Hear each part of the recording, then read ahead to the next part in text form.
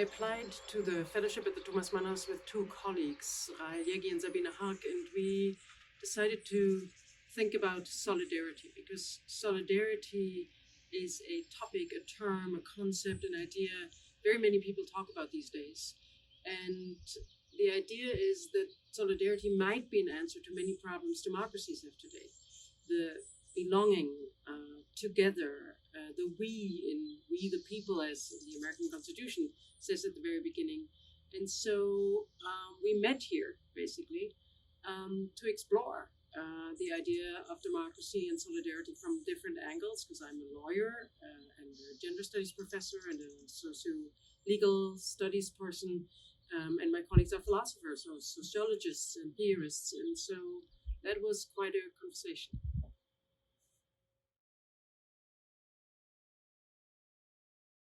So being at the Mann Family House was way more interesting for the project we pursued than I expected, honestly. Not only because Thomas Mann was recording his 55 speeches to democracy here, but also because the larger family, particularly Erika Mann, has thought about solidarity, which was the topic of our project, and has thought about the intricacies, the problems, the challenges of living together, that although we are all different in democracies, in today's society. So I drew quite a bit of inspiration from reading speeches and the biographies, etc., of the Mann family. And in addition to that, spaces do something to you. So to sit, live, cook, eat, have breakfast in a house where we know that people sought refuge from the fascist regime, but we also know that people engaged in challenging conversations and that people also had fun. That was a very, very inspiring feeling. It was also very much of an honor to be here, because it felt like something very special.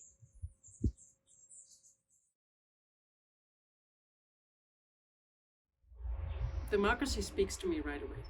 As a constitutional court justice, that's pretty clear. You engage democracy in that you defend human rights, you adjudicate human rights, you care for democratic procedures, you have a job in that.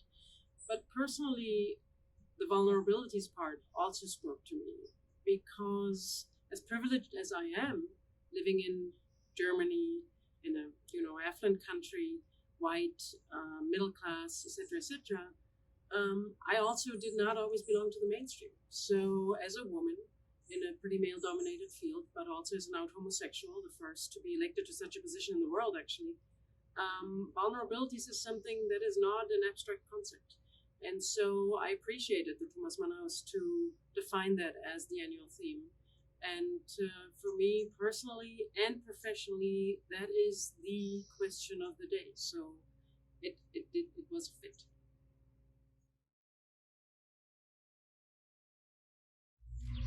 That is a difficult question to answer, because really I had not that much time and so many things I very much appreciated. For me, the conversation, the encounters with many very, very different people in LA, here at the Thomas Mann House, but also in the city, because the team connected us to many people out there, was really, really a wonderful experience. The collective housing arrangement right here is another dimension, and certainly the blue sky, the light, the weather, that was really a very, very nice setting to think problematic, challenging, difficult issues, but also to enjoy each other and to live by communicating with each other. And I think that's what the Thomas Mann House also stands for, to engage with other people's thoughts and arguments and lives, and try to get along.